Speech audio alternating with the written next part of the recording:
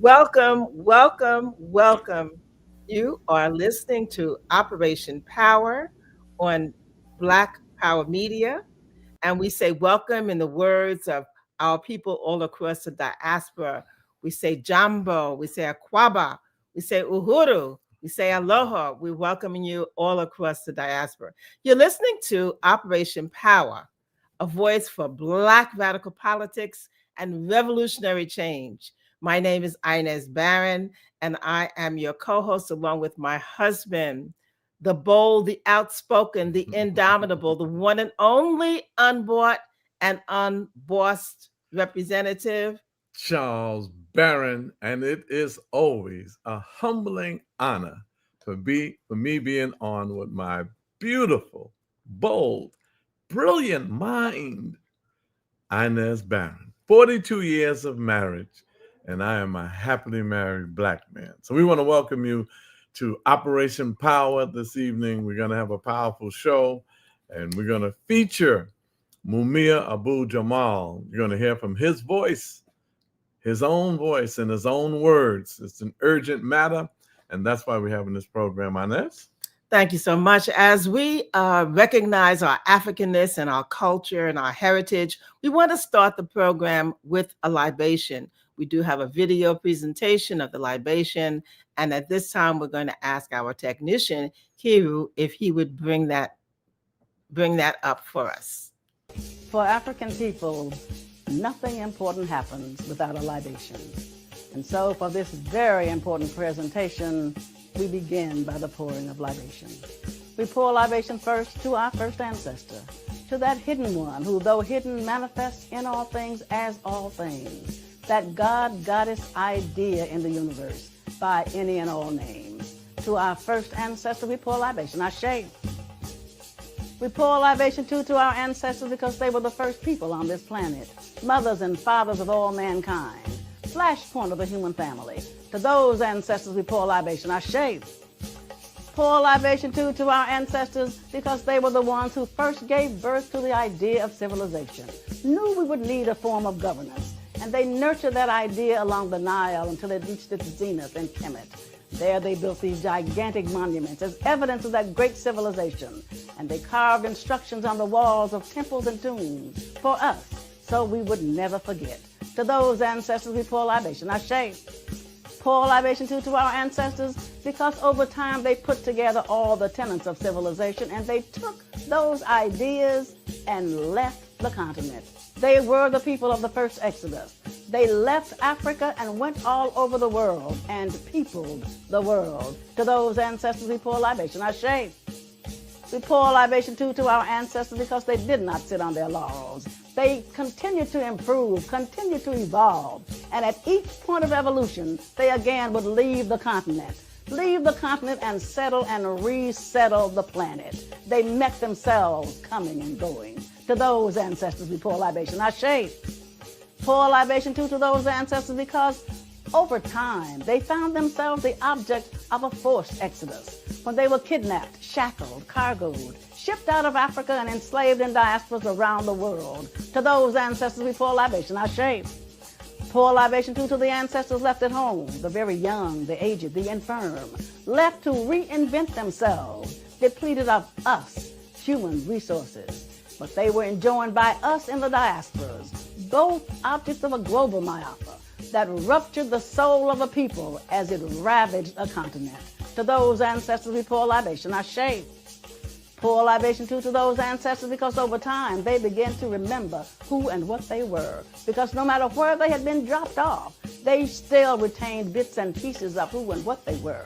They retained that African core that described them. They began to remember bits and pieces of a song. They began to remember lines from a rhythm. They began to remember dances that they did in ancient times. They began to remember those ancient drum beats that they now beat out on bare skin.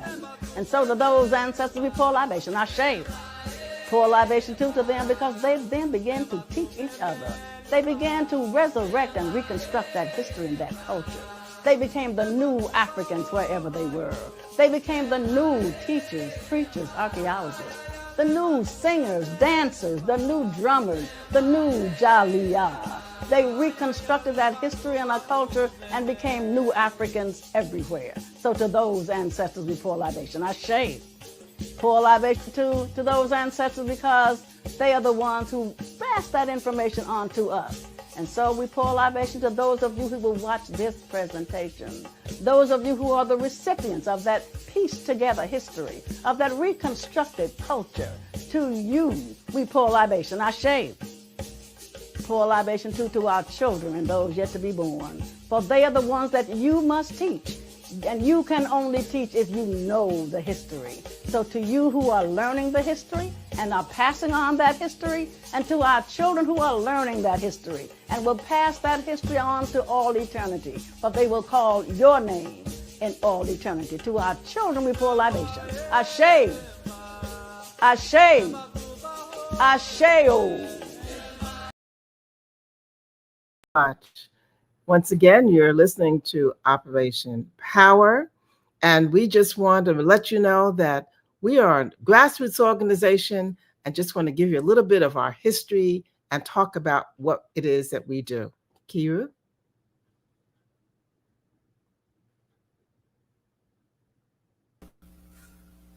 Just give me a few minutes so I could queue up the video, please. Okay, so as Kiru is queuing up that video, Operation Power is a grassroots organization. We began in 1997. We were the political arm of moving in our community to bring about success, to bring about a voice for those of us who are here and saying that we need to make sure that our voice is represented and that we have representatives speaking on behalf who will stand up to the powers that be that are not a part of the Democratic Party and who are not limited in that regard. Okay, I'll cue it up now. Thank you.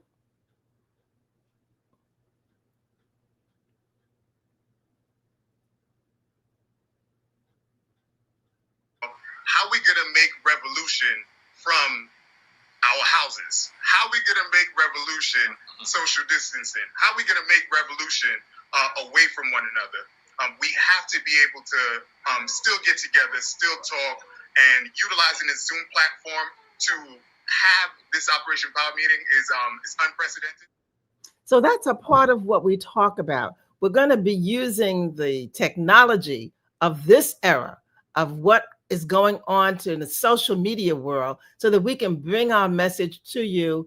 And we want you to understand through a longer video what it is Operation is all about, how we got started, and understand some of the accomplishments that we made. And then we're going to get straight into our program as we continue the celebration of Black August. Free them all, bring them home.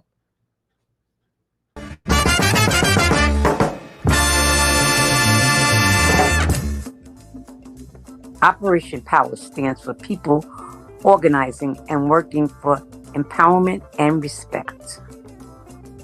Operation Power is a grassroots social justice organization founded by local community stakeholders, which includes activists, organizers, and leaders who understand that the system as it is currently structured is destroying us and our communities.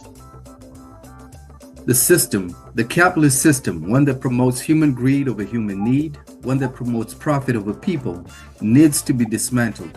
These local community organizers recognize capitalism needs to be destroyed and replaced with socialism. Operation Power was founded in 1997 with the understanding that uprooting capitalism needs to begin locally. Operation Power understood that our communities are the perfect vehicle to dismantle this parasitic capitalist system brick by brick, and the economic, political, and cultural institutions and other systems in place in our local community infrastructure. Whether it's the local school board, community board, city council, state assembly, all represents mechanisms to control the destiny of our people.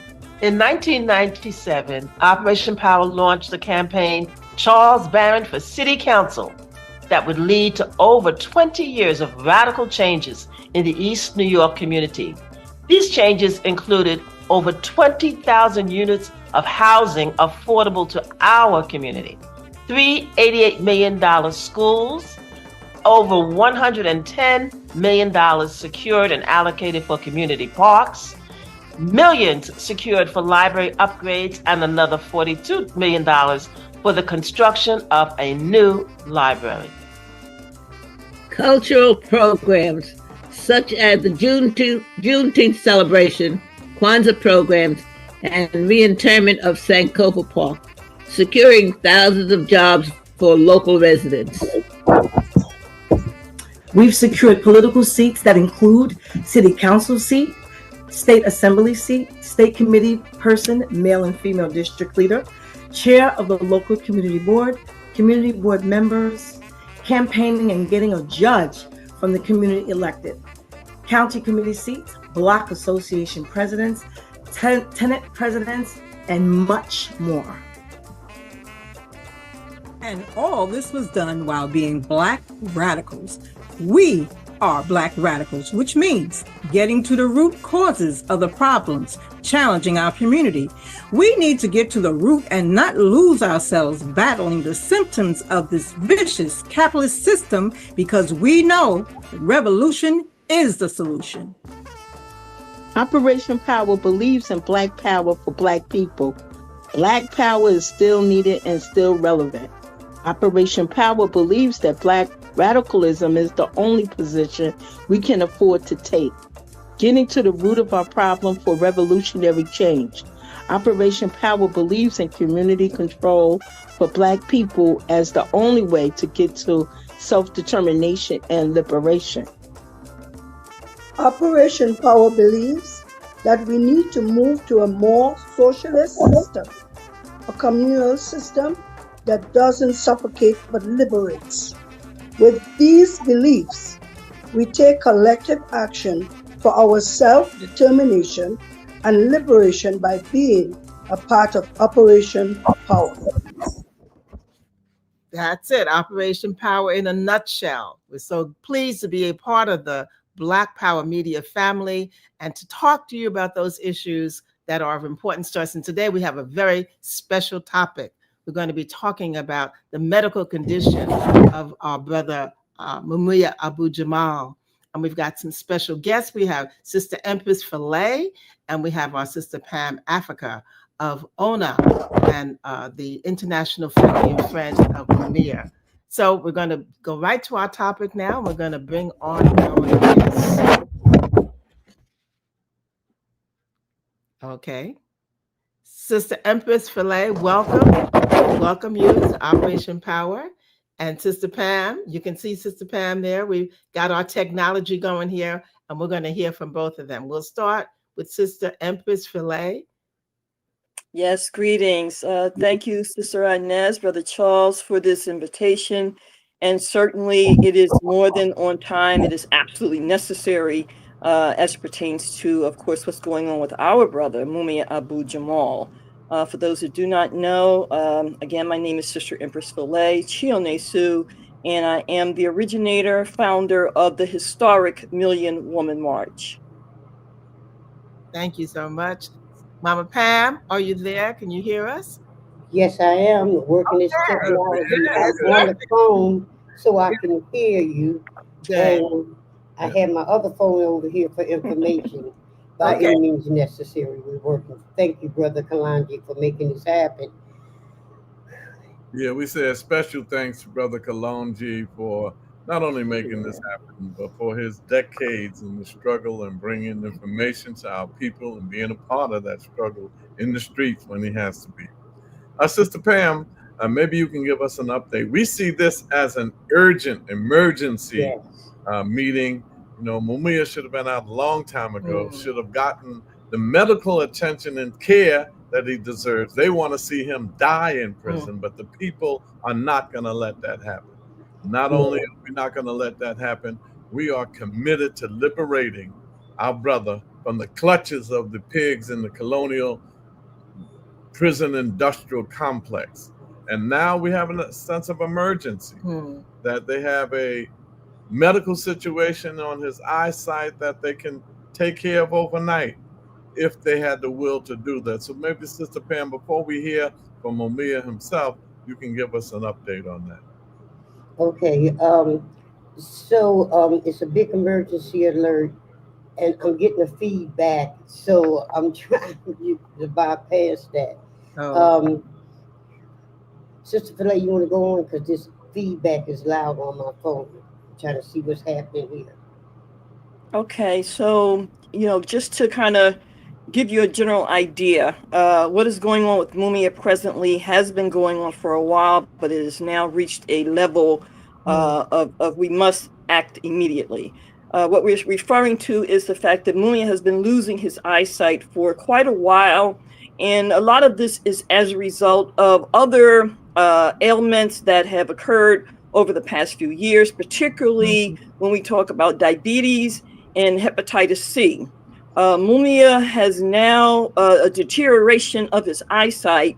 It is said primarily because of not only the lack of treatment and the waiting to give him treatment, but also incorrect treatment. And so we're going to go a little more into the details of that as we go on into the program, but just to kind of give you a general highlight of what we're talking about and why. MUMIA's eyesight now is diminishing rapidly. So again, it has been at least a year or more that this issue has been brought to the table.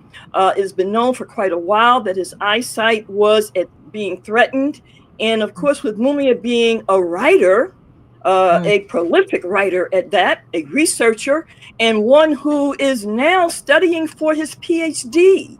Well, certainly his eyesight is extremely important, as anyone's eyesight is. But needless to say, MUMIA being the voice of the voiceless, of course, his voice is connected to his capability to write, to see, to observe, to analyze. And a lot of that, again, is through research. So we know that some of this, if not all of it, is based on who MUMIA is as a Black man, as a journalist, as an activist, as a freedom fighter. And looking at the record from the age of 15 or so up, we know that FBI and others have targeted him through COINTELPRO. And then, of course, that went into some other levels of surveillance and targeting as a result of him getting involved in the 1978 disaster that occurred here in Philadelphia as a result of the MOVE consultation. So I'm going to leave it at there for the moment, and we'll go into some of the details as we proceed. Thank you. That was very good background information. And just for those who may not know all about MUMIA, his case, how long he's been in, if you can just give a brief, very brief history of the time served and the bogus charges and some of the trials and tribulations of MUMIA, just for some of our listeners and viewers who may not know the background, even though they may have heard the name a lot. Surely. And it's so important, Brother Charles, in this day and age that we do know more about our history, given the fact that the enemy is making certain that it reduces, eliminates, and manipulates it in whatever way they can, to a greater extent, more so than what we've seen in our time. I mean, this is just absolutely not only ridiculous, but unacceptable, the way we're being whited out of history. So again, with MUMIA, going back again to his very young years, being active in our community here in Philadelphia, even a part of they wanted to rename Malcolm X. It was called Ben Franklin High School. They wanted to rename it Malcolm X High School. So MUMIA has a history of community involvement, of being involved in what you would call radical change, because again, he was a member of the Black Panther Party at a very early age, and even became the Minister of Information, roughly around the age of 15.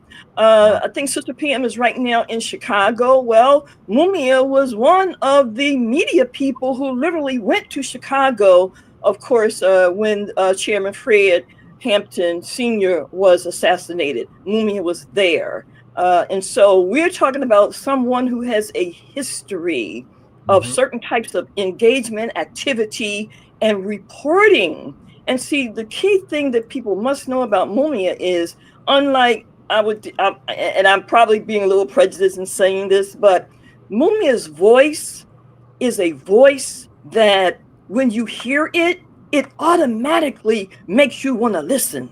That's right. And he fine-tuned that. Believe me, as a professional, he made certain that he was able to reach the people through tone, through texture, through harmony. That's why when you hear him, you're not just hearing words.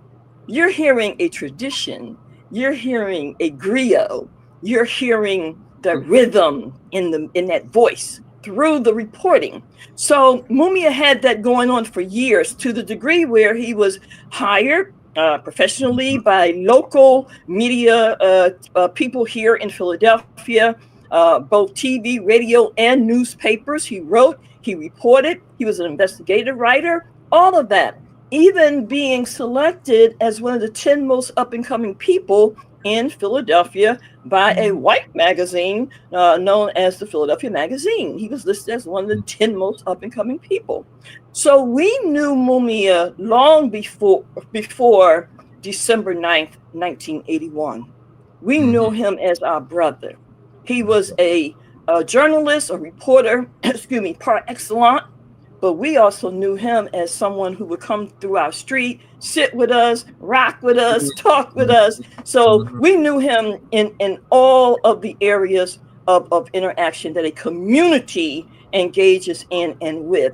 Again, 1978, something happened here in Philadelphia. It was known as the Move Confrontation in Pelton Village.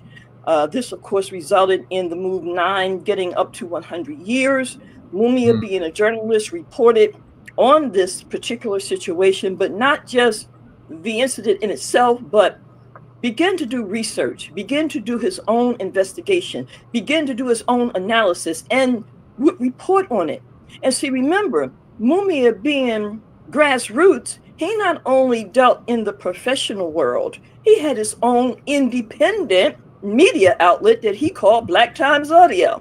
I know because I was a college student when he used to come to our campus to record it. And I used to sit and watch him. So the things that I can tell you about Mumia, there are not many that can today. Again, we were there when, before this situation happened. And for the record, I, and along with Sister Sonia, Mother Sonia Sanchez, we are on record for the first trial. We're on record as character witnesses for Mumia. And so we bear witness to the integrity, to the decency, to the type of tenacity that Mumia has always demonstrated. Never a sellout, never, under no circumstances. And I'm saying when police brutality was going on here, Mumia was there. He was on the spot when it came through the community. Whereas others would kind of run away, shy away, or give you some weak kind of, report. Not Mumia. He went deep in. And so he did this with the Move situation of 1978, August 8th to be exact, 1978. He was warned, Mumia, stop writing about them. You're putting yourself at risk. Why don't continue to do that, brother? You're doing good. Keep on, doing what you do and leave that alone. Mumia being Mumia was like, no, there's something wrong here. This is an injustice. I have to speak out about it. This is 1978. Mumia he continued to write about it, speak out about it, and his capability to have a regular job began to diminish rapidly and then completely, whereas Mumia ultimately had to take other kinds of employment in order to keep his family afloat. And that, of course, was driving a cab, which many know is always something that you can always do in order to make extra money. It's also known that the city area used to have what we call street vendors. And a lot of times on the weekend, the street vendors would be out because people would be out partying. And so they'd be out, able to make their hustle. But it was also known, a certain part of city to be also like a red zone. And when I say the red zone, we're talking about prostitution. and other kinds of activities. And there's a certain area in Philadelphia that was known for. It was also known that a lot of this was happening because police would allow it to happen. It couldn't happen if they didn't let it happen, needless to say. But before going more into that, Mumia was in the Center City area on the night of December 9th, 1981. His brother was a street vendor in this Center City particular area. And so he would often stop by, speak to his brother or whatever. This one night, he is doing so, and unfortunately notices that there's some kind of, I won't say confrontation, but you can tell that there's some kind of disharmony. The next thing that we know, shots are fired. Mumia is severely wounded, and the police officer is killed. Now, to again fast forward, and as we proceed, we'll go into more details. Mumia was almost killed that night as well, because not only was he shot, once the police did come, they literally beat him severely, almost so badly that he did not survive. There's other things that we'll go into that kind of conveys how and why some of this happened again. But we'll just say that one thing we know for certain, the gun that was retrieved from and Mumia did, of course, have a weapon because in driving the cab, you do carry some kind of protection. But the weapon that was Mumia's was not the weapon, according to their report, the ballistics was not the weapon that was fired based on the bullet that was found inside the police officer. And lastly, with that said, the police officer was also reported to be involved in some of the illicit activities in the Center City area. And we'll go more into detail on that in another time as well. So that gives you a kind of overview of what happened. Lastly, with that said, during the trial, I was there. I watched it. I was a student. I was a religion major and a pre-law minor. And because of that trial, I decided I did not want to go into law. Mumia wanted to represent himself. He was told he could not. The lawyer that they forced to represent him wanted out, made it very clear. I don't want to do this. After the trial got started, he said, I want out. The judge, also known as Sabo, said no. And this lawyer had never tried a murder case or any other, case that was of that type. Had no experience whatsoever. And so Judge Sabo said, no, you're going to stay with this trial. Needless to say, Mumia was in fact convicted, found guilty, and of course sentenced to death row. The last thing I want to say about that is when it first happened, the Black community here in Philadelphia were very supportive. State Representative Dave Richardson and others were very supportive. The general community, we met every week in support to see what we could do, et cetera, et cetera. After the verdict, after Mumia was found guilty, people in this city who were, shall we say, representatives of the enemy that looked like us, started shutting things down. And so you wouldn't hear a lot more about Mumia. People started getting scared. They didn't want to talk about it anymore. And so I'm going to go on record to say that there are elements in the Black community here in Philadelphia that sold Mumia out. And I can prove it because I was there. So this is not hearsay. I know who they are. I know how and when it happened. And I have to make that clear because it would be an injustice for future generations to allow people to get away with what the people have gotten away with when it comes to the case of Mumia Abu-Jamal here in Philadelphia. Well, we want to thank you so much for that. I think that is critically important for people to know this. And you were one who was right there. Pam was right there with him all the time. But you mentioned his voice. So I think that this is the proper time for us to hear his voice, hear Mumia in his own voice regarding his present medical situation in terms of his eyesight. And you're right, there's something about the tone and spirit of his voice. And you will hear this as our Cairo will begin to put that on at this time. Cairo? Dear friends, brothers, sisters, comrades, supporters, and family, last but not least, I have been reluctant to talk about my eye problems.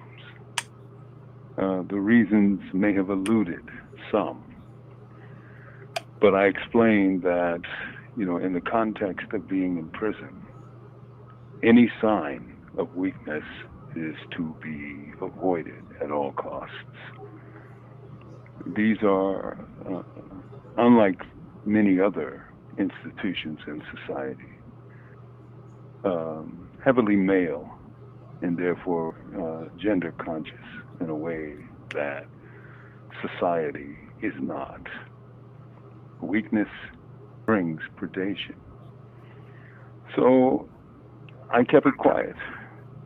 And I kept it quiet simply because I wrongly believed that once I got examined and once it was clear that this was a real visual contextual problem, that I would get a rather quick response.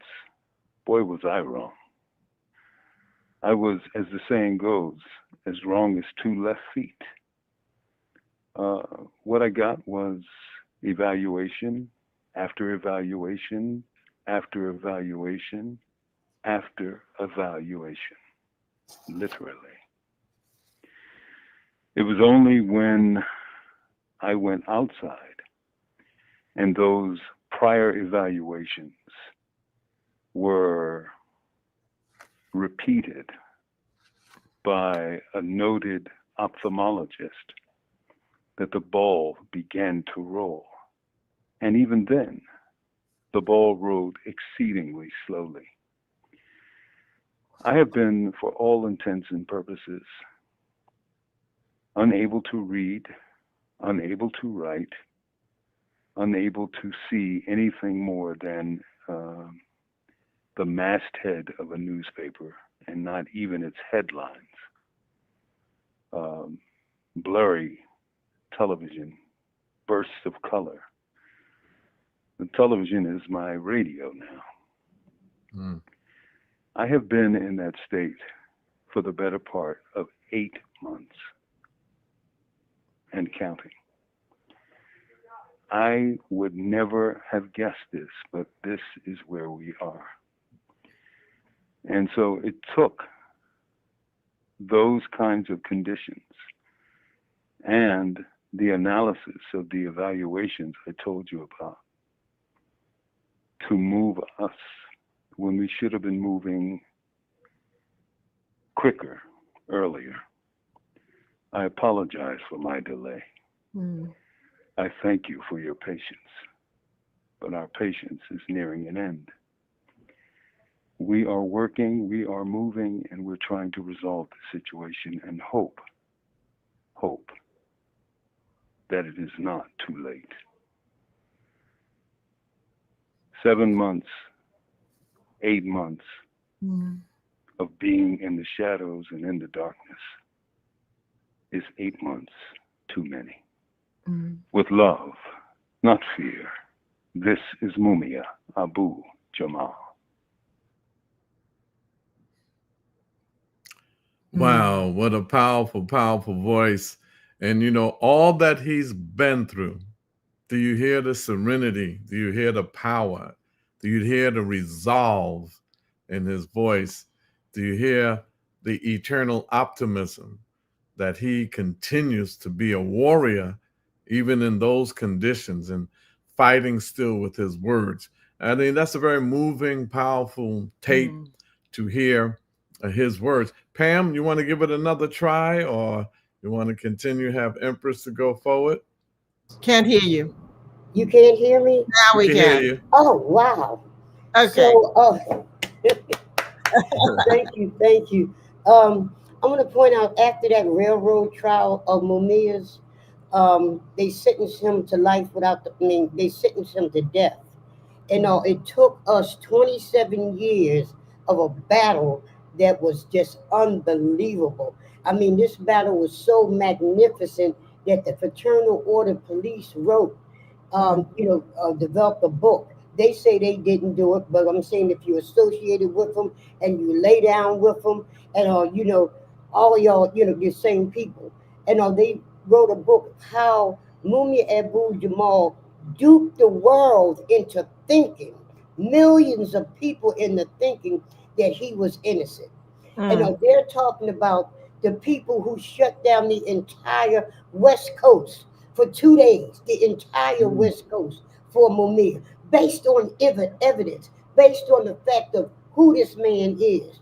They talking about the people who made Mumia an honorary citizen of Paris, France. They're talking about the people who, like Gamal Nkrumah, the son of Kwame Nkrumah. They're talking about David Du Bois' son. They're talking about Julia Wright and the daughter of Richard Wright, Pan Africanists that came from Africa, came from France, came from, I can't think of where Du Bois came from because he was from a lot of different places, but came here on the front line. How a demonstration was called for Mumia, millions for Mumia, and there was 10,000 people or more in the city of Philadelphia, but around the world, the First Lady of France led a 10,000 demonstration. I'm talking about the First Lady of France did a demonstration and all for Mumia. I'm talking about President Fidel Castro and all who actually did, massive demonstrations, brought me over there as well for Mumia. When we was doing a thing at the NAACP when they were here in Philadelphia, and we was demanding a resolution and calling for the fact that Mumia was innocent and for them to do something. At first they was working, and then them powers that they fear, the powers that they fear, stopped them in their track, right? On the last day of the rally of the NAACP conference, and it was told to us that they wasn't going to do the resolution. There was a brother by the name of Sadiq, who was a heck of an activist. He's an ancestor now. Was a member of the NAACP. We was letting them know. This is the good part about this. We was having a demonstration on the inside. The homeless people was having a demonstration on the outside. They had, I mean, lots of people there. And the inside NAACP people saw us out there. We were speaking. They thought this was our rally. Brother Fidel Castro had the was recording live. His people was recording live. And when they said they wasn't going to come up with the resolution, we snatched the white bed sheets, tablecloths off, and started marching towards the thing because we said, we was prepared to go down that day. And because nowhere in the world, all the work we had done to bring this to the forefront, to make a long story short, with all that power, I'm talking about people power, with all that power, the NAACP, the fear that they had of them other folks, they feared much more the power of the people, the Cuban people, the African people, the people of the United States came out with one of the most powerful resolutions because Brother Sadiq of the NAACP, he had wrote the actual resolution.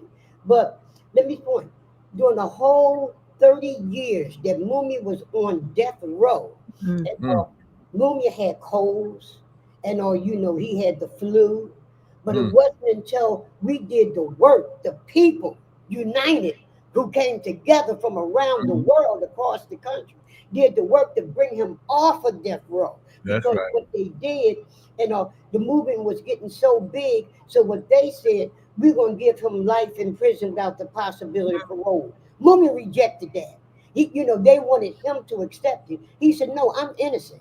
He wasn't going for it. So the movement was still going bigger. And then a lot of people backed off because they said, I'm not going to stand out here and fight for somebody that's not fighting for themselves. And Mm. Mooney said, I'm innocent, bottom line. He Mm. wasn't bowing down. So the movement got a little shattered then, and then because we stood firm, firm, and that more people started coming out. And one of the magnificent mistakes that these people did was when they set an execution date for Mumia, they did it on the birthday. They was going to execute Mumia on the birthday of the Honorable Marcus Messiah Garvey.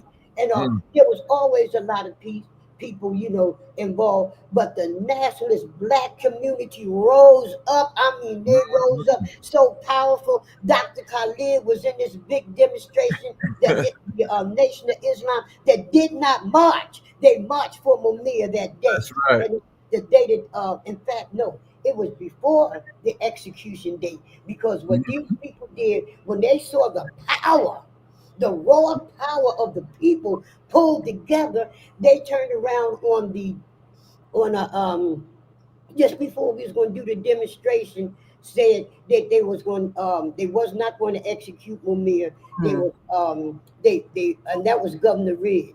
They stopped the execution.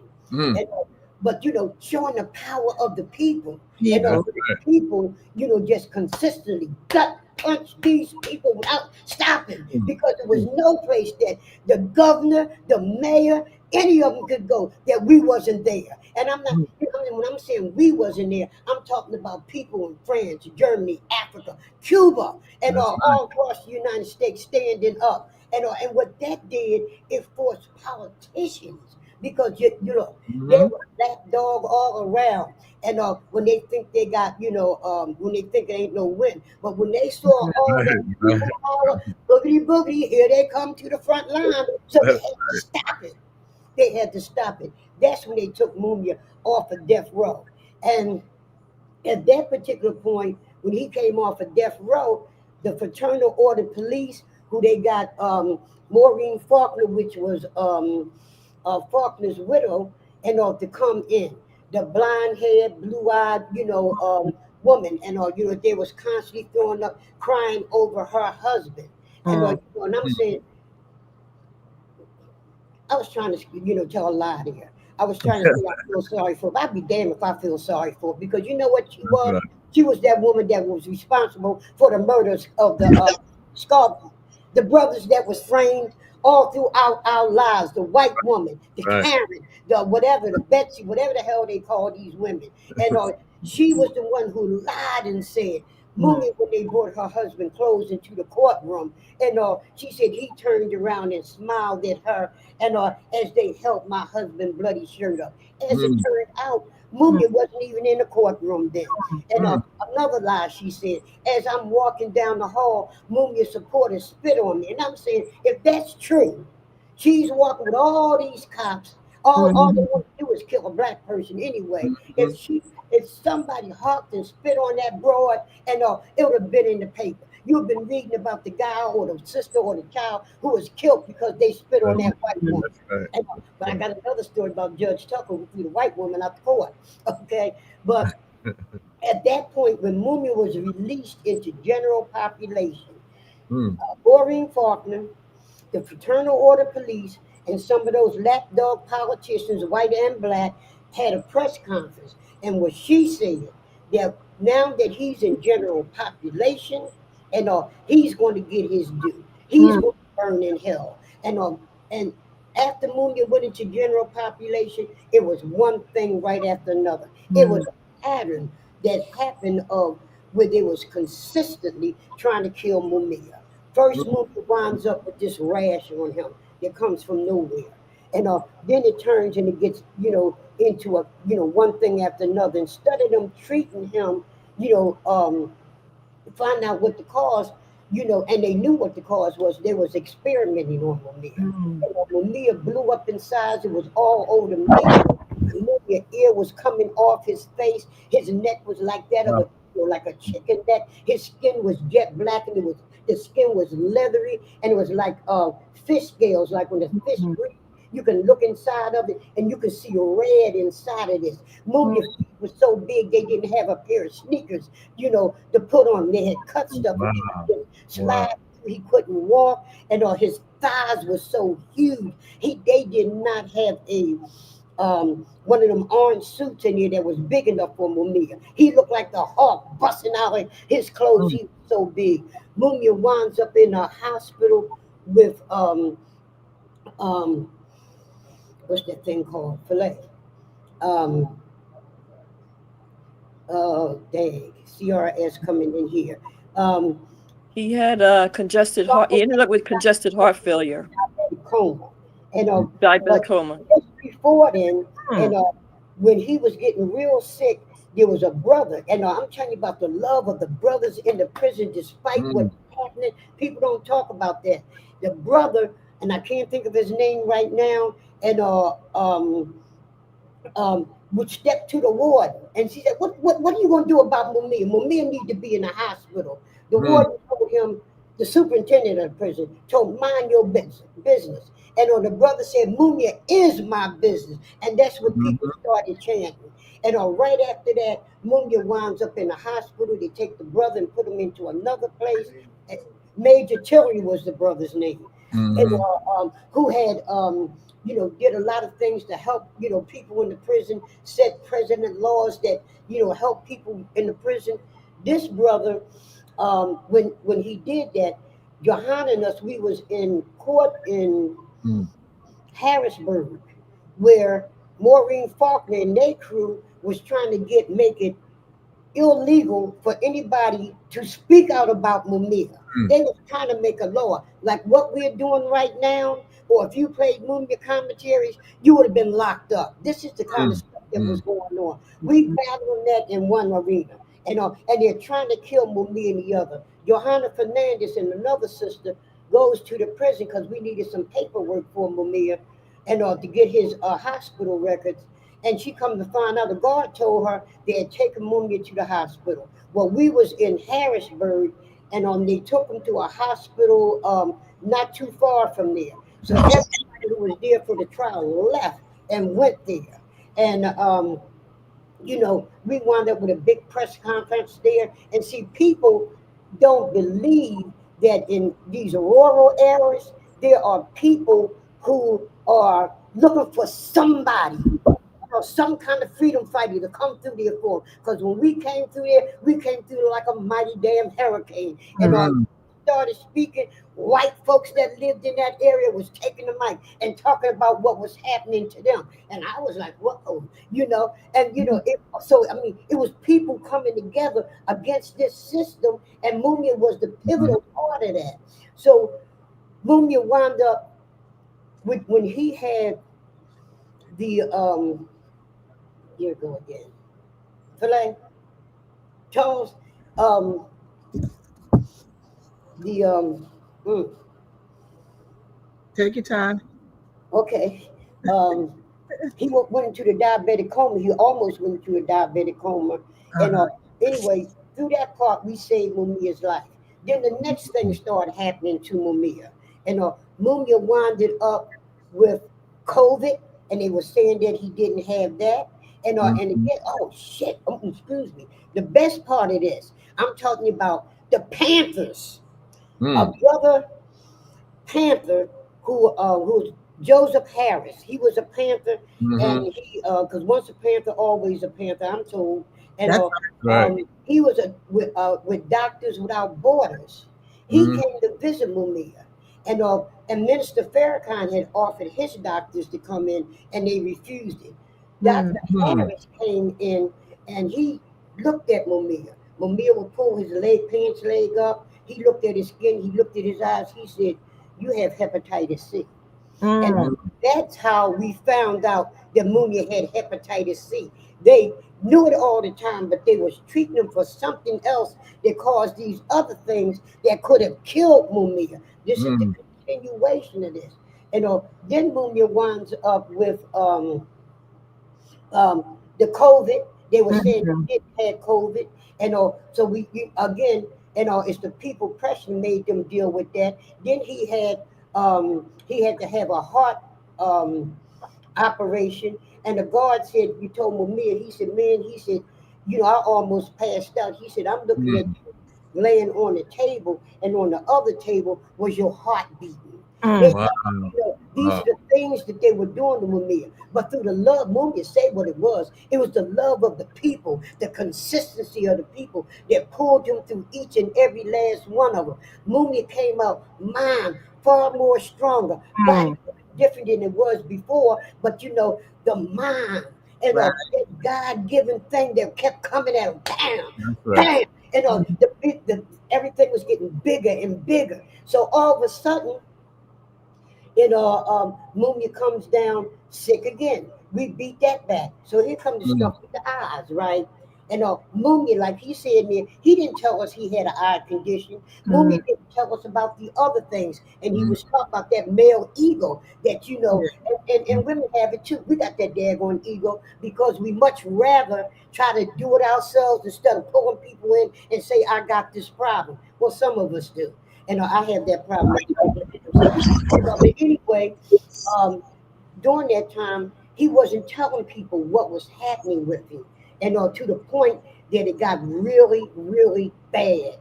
And when it got really, really bad, he was going to the doctors, and the movement was still steady moving. And also by this time, it's dropping off. And people are dropping off, but you got those people like y'all, like a lot of people in your audience and stuff, that were still there consistently, just pushing, pushing, pushing. And they came out, the Little Hand of Prison Radio, and they raised money, and they're the legal entity of what's happening. And Mumia had a working force; he had lawyers, and that's another subject.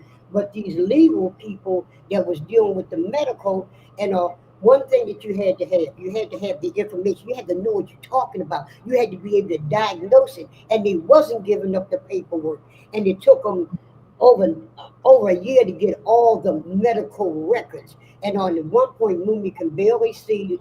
And like he said on the thing, he was holding everybody back because all of us wanted to go into the street and turn this mother out about him. But he was like, hold off. And what he said to me, he said, Pam, you're not inside this prison. And he says, and if people know that I cannot see, and it's a danger to me. You don't know what it is. And I'm asking you, please don't start demonstrating about it. And Mumia's son, and he was like, I got to go past dad, right? He asked me to deal with them and tell them to hold back. And Pam, let's do this. Pam, let's do this as we run out of time. Tell people what they need to do. Give them their marching orders. What do we need the people to do to support? Okay, do you have the paperwork before you? There's several fillet the paperwork or the phone calls that people can make if you can pull that up. But not only that, programs like this, because the story has got to be told. We are in a movement where we're not without the factual evidence of the innocence of Mumia. That's what we have. We also not without the timeline for the attempted murder of Mumia that exploded in the courts, and that exploded in with this last thing. The ophthalmologist, we wound up getting an outside ophthalmologist, and she said in 2019, when Mumia was in that diabetic coma, that they were supposed to continue to monitor, especially the eyes. They purposely didn't do it. And where do we go from here, Pam? Where we're at today, that if we don't deal with this situation today, the ophthalmologist said that Mumia's sight will be gone. So where do we go from here? What should the people do? Okay, so there's several things, but one of the more immediate things, number one, there is a press conference that's coming up, a virtual press conference that'll happen tomorrow at 7 o'clock.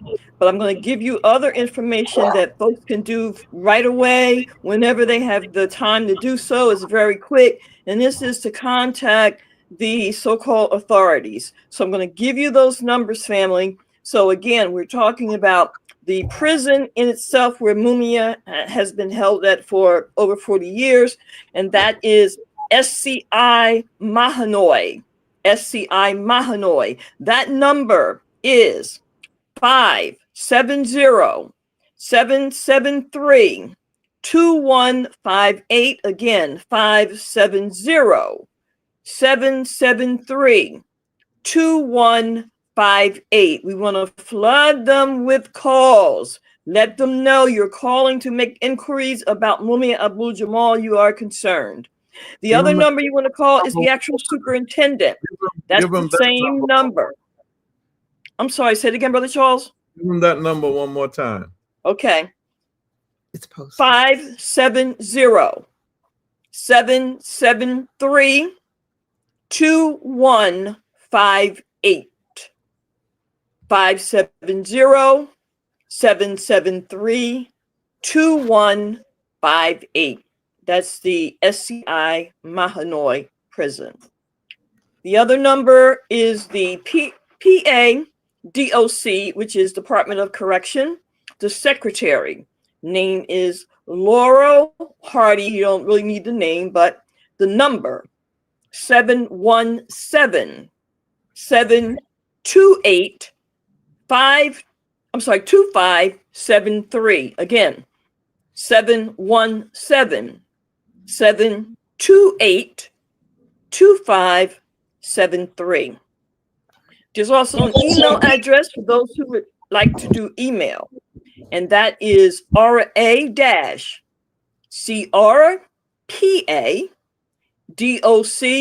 secretary at pa.gov. Again, RA-CRPA-DOC secretary at pa.gov. And the last number, or actually it's an email, this is the central office of the Department of Corrections, and that's RACONTACTDOC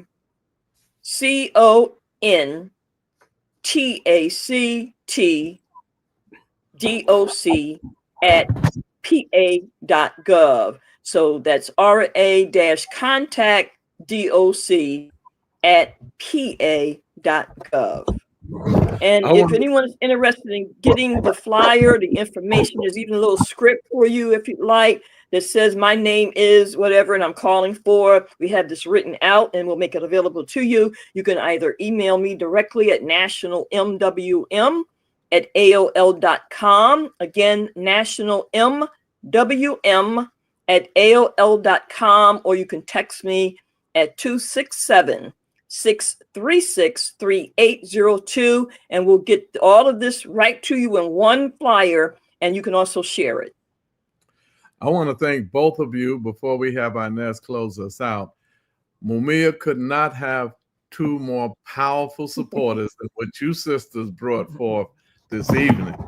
You know, if I get in any trouble, I'm calling y'all up. Because y'all are some bad sisters, and we certainly, and I know MUMIA's heart is feeling good because he's a spiritual brother, so he knew what you did tonight. So thank you. And Brother so Charles, much. may I just add, MUMIA rarely talks about himself. In these 40 years, when you listen to the commentaries or hear his report, you rarely hear him talk about himself. So family, it is up to us. If you know of a Black lawyer, an elected official, and I'm saying this to Black folks, okay, because that's where I'm at. All right, this is an international movement, needless to say, but Black folks need to step up a little or a lot on this. Black lawyers, we need some lawyers now. MUMIA needs new representation. We'll go into that another time. But Black lawyers or anyone in that field, also Black elected officials, just hold these folks accountable. MUMIA should have been out. We got you. We got you. We're going to keep pumping that. But always remember that our struggle may be long, but our victory is certain. We're going to win this. We're going to win this. I believe that in my heart and my soul. And all of us are going to fight until our last dying breath because we are on the right side of history. Africa's on the rise, Sahel, revolution there, and coming to America. So with that, I want to turn it over to Inez as we close out. Just wanted to thank you both for being our special guests and bringing us this update and encouraging us and giving us the background, the solid information that we need to move forward. I want to encourage our listeners to make sure that you place those calls and speak with the urgency and demand that our brother get the treatment that he needs immediately. So thank you once again. And just as a matter of recording history, we do want to recognize that today is the 62nd anniversary of the March on Washington for Jobs and Freedom. And tomorrow is the 20th anniversary for the Hurricane Katrina catastrophe, the aftermath of Hurricane Katrina. So just want to thank you once again for the great work that you're doing, for your indomitable spirit, never stopping and encouraging us to stay on the battlefield and keep raising this issue. And as we continue our month, August, tomorrow, listening to WBAI 99.5 FM, and if you're in New York, and WBAI.org for the Panther Baby, Jamal Joseph, my man. And he's going to be on with us tomorrow. So tune in from 5 to 6 on WBAI. This is the month of Black August, a hot month, a month where we are on fire, unlike February, the coldest and shortest month, and the commercialized Black History Month. Black August is Black Resistance Month. So keep the fire going. And as we say every week, the truth shall set you free, and power is the great equalizer. Black power. Black power.